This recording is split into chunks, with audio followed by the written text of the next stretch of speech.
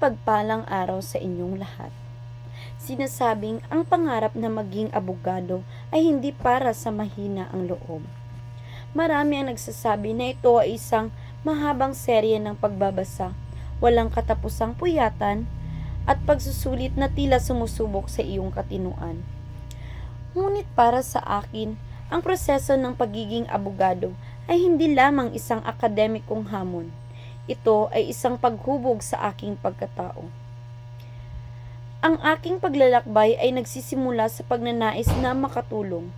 Sa ating lipunan, madalas nating makikita ang timbangan ng hustisya ay tila kumikiling sa mga taong may kapangyarihan.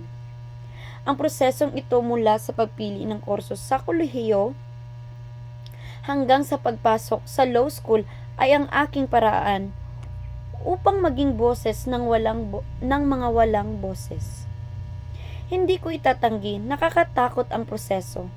Nariyan ang Socratic method kung saan bawat sandali ay maaari kang tawagin para tanungin tungkol sa mga kasong hindi mo palubos na maunawaan. Nariyan ang mga makapal na libro na kailangang ubusin sa loob ng isang gabi.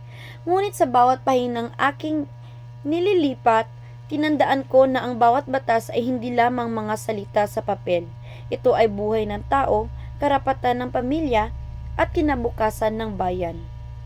Ang pagiging abogado ay hindi lamang tungkol sa pagsusuot ng magagarang barong o Amerikana. Ang tunay na proseso ay ang paglinang ng integridad. Sa gitna ng mahabang pag-aaral, tinuruan ko ako ng mahabang disiplina at katapatan. Dahil ano ang silbi ng talino kung wala itong moral na direksyon?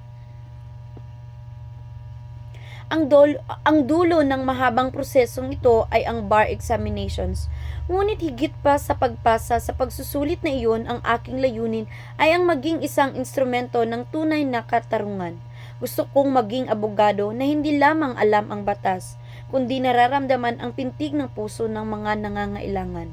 Sa pagtatapos, batid ko na malayo pa ang aking lalakbayin.